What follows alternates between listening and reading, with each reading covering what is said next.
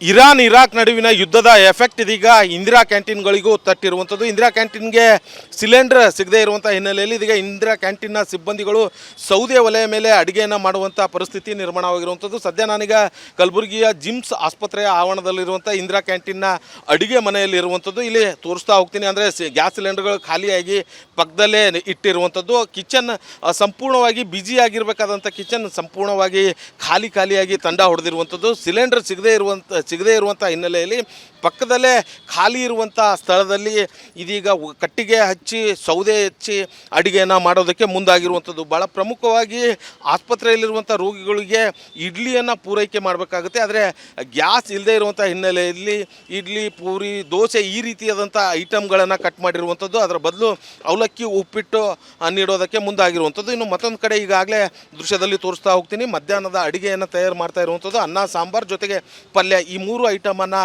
ತಯಾರು ಮಾಡ್ತಾ ಇರುವಂಥದ್ದು. ಈ ಅಡುಗೆ ಸಿಬ್ಬಂದಿಗಳು ಕೂಡ ಇದ್ದಾರೆ, ಮಹಿಳಾ ಸಿಬ್ಬಂದಿಗಳು ಕೂಡ ಇದ್ದಾರೆ. ಇಲ್ಲೇ ತರಕಾರಿ ಕಟ್ ಮಾಡೋದಕ್ಕೆ ಮುಂದಾಗಿರುವಂಥದ್ದು. ಒಟ್ಟಿನಲ್ಲಿ ಆ ಸಿಲಿಂಡರ್ನ ಎಫೆಕ್ಟ್ನಿಂದ ರೋಗಿಗಳಿಗೆ ಇಡ್ಲಿ ತಿನ್ನೋದಕ್ಕೂ ಕೂಡ ಆಗದೇ ಇರುವಂತಹ ಪರಿಸ್ಥಿತಿ ನಿರ್ಮಾಣವಾಗಿರುವಂಥದ್ದು.